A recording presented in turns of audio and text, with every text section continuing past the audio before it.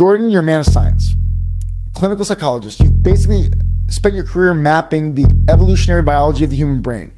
Yet, you spend half your time talking about ancient scripture and tradition. These things are mutually exclusive. To be blunt, do you actually believe in a supernatural deity, or are you just playing a language game to keep the tradition alive?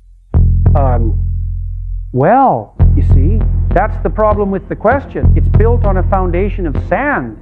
You're assuming that belief is a statement of intellectual consensus, like agreeing that 2 + 2 = 4. But that's not what belief is. Belief is action. I act as if God exists. Hold on, okay. So then you're saying that God is just a useful psychological projection. You're essentially admitting that the divine is just a biological survival mechanism we evolved to keep from killing each other. If it's all just that evolutionary pragmatism, why not just call it that? Why cling to the religious ghost in the machine if you can explain it all with neurology? Because just is a word people use when they want to dismiss the complexity of the world. You can't say it's just evolutionary biology. So like, if our entire moral landscape is predicated on these ghosts and our society collapses the moment we stop respecting them, then in what sense are they not real? I'm telling you, it's the most terrifyingly honest answer I can give.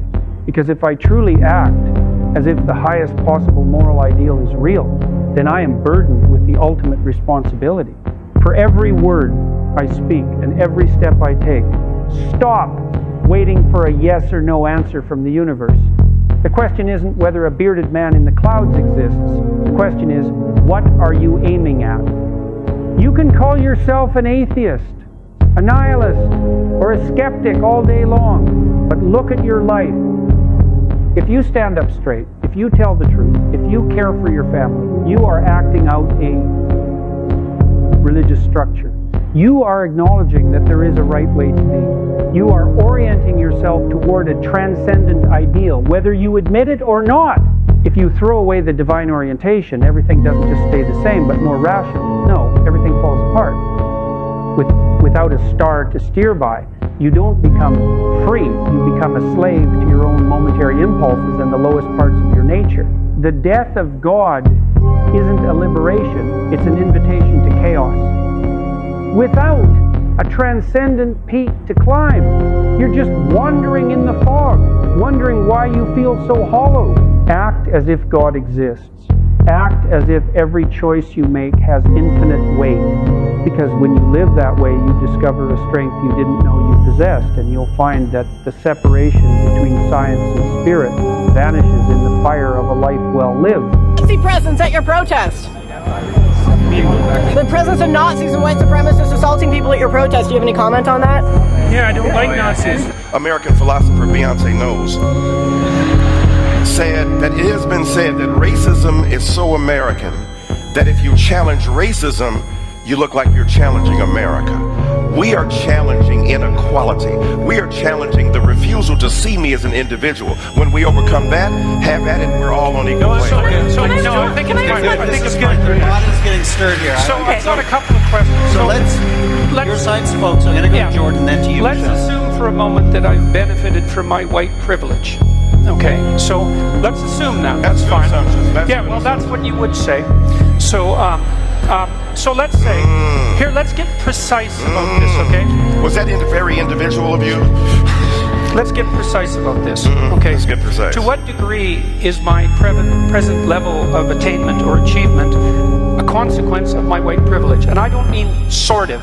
I mean, do you mean 5%? Do you mean 15%? Do you mean 25%? Do you mean 75%? And what do you propose I do about it? How about a tax? How about a tax that's like specialized for me so that I can account for my damn privilege, so that I can stop hearing about it? Now, let's get precise about one other thing, okay?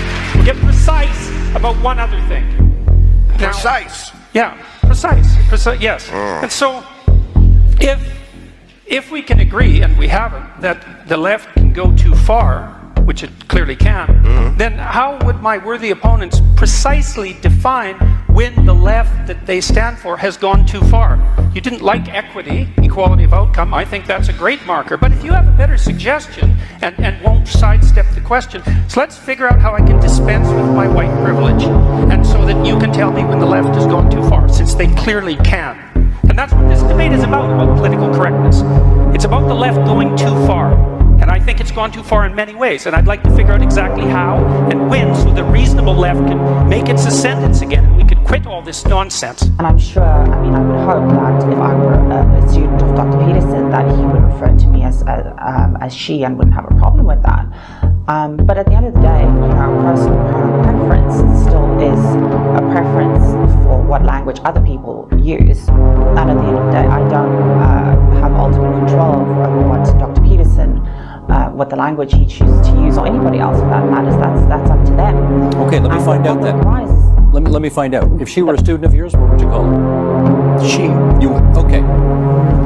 We've established that. Why do you think it is that so much of what you say is so very popular with the alt-right? It isn't, and you don't have any evidence for that at all. Any more than the evidence that alt-right people want to Storm, neonate websites, civilization. Oh well, that was all taken apart today by a number of Jewish publications, by the way, showing that first of all that was all satirical commentary on the part of the alt-right, directed at taking me down, for example. And there was an alt-right article yesterday published saying that I was a Jewish stooge and shill.